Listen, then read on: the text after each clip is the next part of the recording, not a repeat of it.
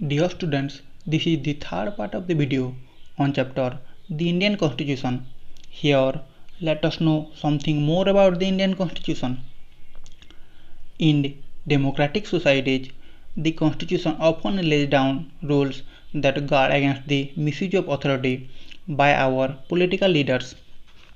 हमारे जो democratic societies हैं वहाँ पर कॉन्स्टिट्यूशन ऐसा नियम कानून रखता है जो कि पॉलिटिकल लीडर्स के द्वारा पावर का मिसयूज होने से हमको सुरक्षा प्रदान करता है। हम अगर इंडियन कॉन्स्टिट्यूशन की बात करें, कॉन्स्टिट्यूशन में फंडामेंटल राइट दिया गया है जो कि लोगों को इस तरीके से पावर के मिसयूज होने से बचाता है। स्टूडेंट्स, हमने क्लास 7 में एक दलित राइटर के बारे में पढ़े थे जिनका नाम था ओम प्रकाश वाल्मीकि। उसमें हम पढ़े थे कि किस तरीके से उनके साथ भेदभाव किया जाता था क्योंकि वो एक दलित लड़का था। Students, the Indian constitution guarantees the right to equality to all persons and says that no citizen can be discriminated against on grounds of religion, race, caste, gender and place of birth. हमारे constitution देश के सभी लोगों को right to equality निश्चित कराता है। Right to equality का मतलब है सभी लोगों का अधिकार समान है और हमारा संविधान यही कहता है कि किसी भी सिटीजन को रिलीजन, रेस, कास्ट, जेंडर और बार्थ के आधार पर भेदभाव नहीं किया जा सकता है। The right to equality is one of the fundamental rights guaranteed by the Indian constitution. Right to equality एक फंडामेंटल राइट है जिसको हमारा इंडियन कॉन्स्टिट्यूशन निश्चित कराता है या गारंटी प्रदान करता है। Students, another important function that a constitution plays in a democracy is to ensure that a dominant group does not use its power against other less powerful people or groups. एक another important function constitution का ये है कि जो constitution है वो democracy में ensure करता है कि जो डोमिनेंट ग्रुप के लोग हैं लेस पावरफुल पीपल के अगेंस्ट अपनी पावर का यूज नहीं करेंगे। डोमिनेंट ग्रुप में businessman, rich people, upper caste के लोग, मेजॉरिटी के ग्रुप आते हैं और लेस पावरफुल पीपल में गरीब लोग, लोअर कास्ट के लोग, माइनॉरिटीज के लोग आते हैं। तो कॉन्स्टिट्यूशन ये सुनिश्चित करता है कि जो रिच पीपल है वो पुअर पीपल को सप्रेस नहीं कर सकते, अपर कास्ट के लोग लोअर कास्ट के लोगों को सप्रेस नहीं कर सकते और मेजॉरिटी में रहने वाले जो लोग हैं वो माइनॉरिटी ग्रुप के लोगों को सप्रेस नहीं कर सकते हैं। हमारे देश में हिंदू धर्म के लोग मेजॉरिटी हैं क्योंकि इनकी संख्या देश में बहुत है और मुस्लिम धर्म के लोग माइनॉरिटीज हैं क्योंकि इनकी संख्या देश में बहुत कम है। स्टूडेंट्स, यहाँ पर एक स्मॉल स्टोरी दिया गया है मेजॉरिटी और माइनॉरिटी ग्रुप दिखाकर। इसको समझते हैं। स्टूडेंट्स, सपोज एक क्लासरूम में 15 बच्चे हैं जिसमें कि 11 बच्चे बॉयज़ हैं और 4 बच्चे गर्ल्स हैं। इसमें 11 जो बॉयज़ हैं वो मेजॉरिटी ग्रुप में आ गए और 4 जो लड़कियां हैं वो माइनॉरिटी ग्रुप में आ गए। तो स्टूडेंट्स, स्कूल में गेम पीरियड स्टार्ट होने वाला होता है। लड़कियां चाहते हैं कि बास्केटबॉल खेला जाए और लड़के चाहते हैं कि क्रिकेट खेला जाए। दोनों ग्रुप में आर्गूमेंट हो जाती है। तो स्टूडेंट्स, टीचर इस आर्गूमेंट्स को सेटल करने की कोशिश करते हैं और बच्चों को कहती हैं कि रेज योर हैंड्स, कौन क्रिकेट खेलना चाहते हैं और कौन बास्केटबॉल खेलना चाहते हैं।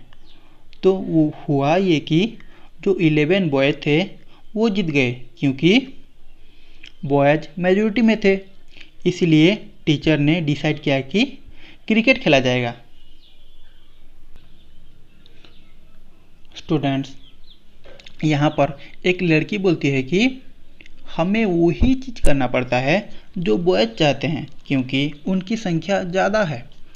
जो दूसरी लड़की है वो उसी बात पर कहती है कि टीचर को अलग ही रास्ता देखनी चाहिए ताकि हम लोगों की विशेष को भी सुना जा सके। स्टूडेंट्स, हम अगर ये डेमोन्स्ट्रेशन को समझते हैं तो जो डोमिनेंट ग्रुप के लोग हैं, जो मेजॉरिटी के लोग हैं, उनकी ही सुनी जा रही है, माइनॉरिटीज को ध्यान नहीं दिया जा रहा। तो स्टूडेंट्स, इसी वजह से कॉन्स्टिट्यूशन की ज़रूरत पड़ती है ताकि जो माइनॉरिटी ग्रुप के लोग हैं उनके बेसिक नीड्स का भी ध्यान रखा जाए, उनके विशेष का भी ध्यान रखा जाए। Students, such unhealthy situations can occur in democratic societies too, where a majority can continuously enforce decisions that exclude minorities and go against their interests. Students, हम इस स्टोरी में पढ़े कि ऐसे अनहेल्दी सिचुएशन डेमोक्रेटिक सोसाइटीज में भी होती है। यहाँ पर मेजॉरिटी बार बार अपने डिसीजन रखते हैं जिससे माइनॉरिटीज बाहर हो जाते हैं। सभी सोसाइटी में ऐसे मेजॉरिटी टायरनी कर सकते हैं। टायरनी मतलब cruel and unjust use of power और अथॉरिटी, मतलब गलत तरीके से पावर का यूज करना या अत्याचार करना। Students, the constitution usually contains rules that ensure that minorities are not excluded from anything that is routinely available to the majority. जो कॉन्स्टिट्यूशन है वो ये इंश्योर करता है कि इसमें जो रूल्स हैं इसमें माइनॉरिटीज को किसी भी चीज़ में एक्सक्लूड नहीं किया जाए। जो भी चीज़ें मेजॉरिटी के लोगों को अवेलेबल है वो माइनॉरिटीज के लोगों को भी अवेलेबल है। Another reason why we have a constitution is precisely to prevent this tyranny or domination by the majority of a minority. हमारे पास कॉन्स्टिट्यूशन होने की और एक वजह ये है कि ये मेजॉरिटी लोगों की अत्याचार से माइनॉरिटीज लोगों को बचाता है। Students, let us now know about what is inter-community domination and what is intra-community domination. पहले इंटर कम्युनिटी डोमिनेशन को जानते हैं। इंटर कम्युनिटी डोमिनेशन जब एक कम्युनिटी के लोग दूसरी कम्युनिटी के लोगों को सप्रेस करते हैं तो उसको इंटर कम्युनिटी डोमिनेशन कहते हैं। फॉर एग्जांपल, हिंदू और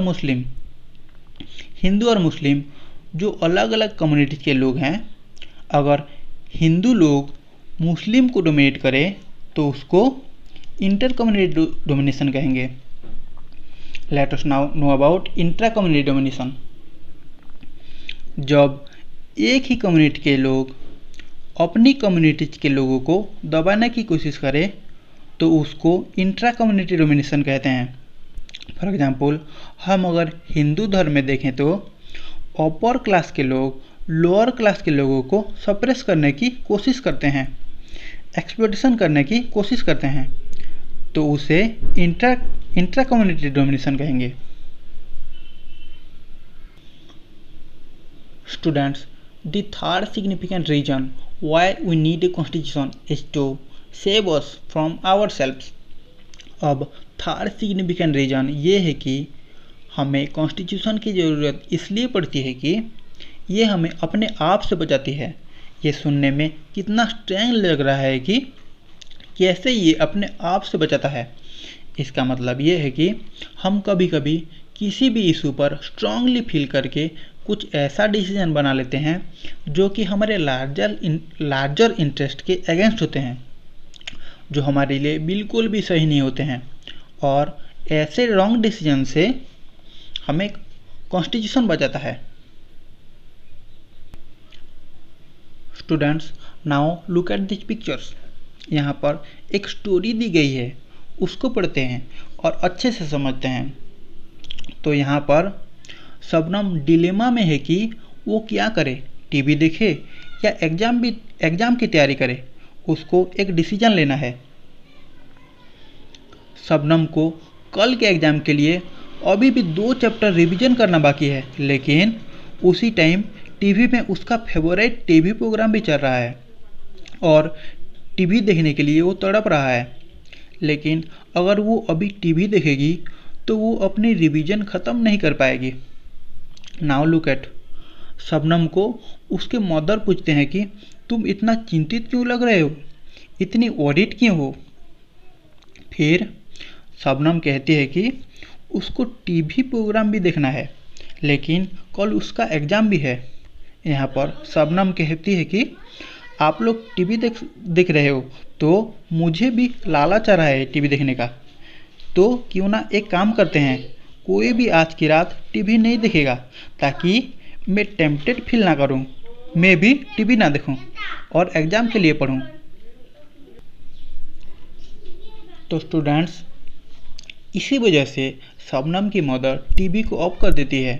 तो यहाँ पर जो शबनम है वो अपने लास्ट 2 चैप्टर्स का रिवीजन करती है और नेक्स्ट दिन वो एग्ज़ाम देने जाती है और सोचती है कि अच्छा हुआ मैंने टीवी नहीं देखा, क्योंकि जो लास्ट 2 चैप्टर्स थे उससे काफ़ी क्वेश्चंस आई थी और एग्ज़ाम अच्छा हुआ। तो यहाँ पर शबनम ने डिलेमा में डिसीजन बनाया। शबनम ने अपने पेरेंट्स की हेल्प से ये डिसीजन बनाया। अगर शबनम रॉन्ग डिसीजन बना लेती तो इसका एग्ज़ाम ख़राब होता। तो यहाँ पर शबनम ने सही डिसीजन बनाया और ये डिसीजन उसने किसी के हेल्प से बनाया। उसी तरीके से हमारे रॉन्ग डिसीजन होने से हमको कॉन्स्टिट्यूशन बचाता है। Students, similarly, the Constitution helps us to protect us against the certain decisions that we might take that could have an adverse effect on the largest principles that the country believes in. तो इसी तरीके से constitution हमें wrong decision लेने से बचाता है, जिसका नतीजा हानिकारक भी हो सकती है। फॉर एग्जाम्पल, ये पॉसिबल हो सकता है कि बहुत सारे लोग जो डेमोक्रेसी में रहते हैं उनको ये स्ट्रॉन्ग फीलिंग आ जाए कि जो पार्टी पॉलिटिक्स है वो काफ़ी ख़राब चीज़ है और इसकी वजह से अब हमें स्ट्रॉन्ग डिक्टेटर की ज़रूरत है, तानाशाह की ज़रूरत है जो कि इन चीज़ों को सुधार सके। Soft by this emotion they may not realise that in the long run dictatorial rule goes against all their interests. और इस इमोशन में बहकर जो लोग हैं दूर की बातों को ना सोचकर किसी तानाशाह को शासन करने के लिए बैठा दे और डिक्टेटोरियल रूल का स्थापित कर दे। लेकिन ये जो डिक्टेटोरियल रूल है ये लोगों के खिलाफ जा सकती है कुछ समय बाद। Students, a good constitution does not allow these whims to change its basic structures. It does not allow for the easy overthrow of provisions that guarantee rights of citizens and protect their freedom. तो students, पहले व्हिम्स का मतलब जान लेते हैं। इसका मतलब है इमोशंस में आकर कोई डिसीजन ले लेना, फ्रस्ट्रेशन में आकर डिसीजन लेना। तो एक अच्छा कॉन्स्टिट्यूशन इन व्हिम्स के चक्कर में अपने बेसिक स्ट्रक्चर को चेंज नहीं करता और ना ही कॉन्स्टिट्यूशन अपने प्रोविजंस को इजीली ओवरथ्रो करता है।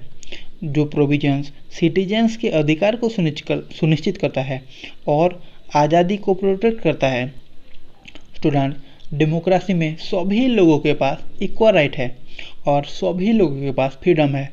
तो यहाँ पर जो राइट और फ्रीडम है इनको कॉन्स्टिट्यूशन में जो प्रोविज़न है वो बचा कर रखता है। Students, from the above discussion, we know that Constitution plays a very important role in democratic societies. Above discussion से हम जाने कि Constitution हमारा डेमोक्रेटिक सोसाइटीज में एक इम्पोर्टेंट रोल प्ले करता है। तो students, this is all about the Indian constitution.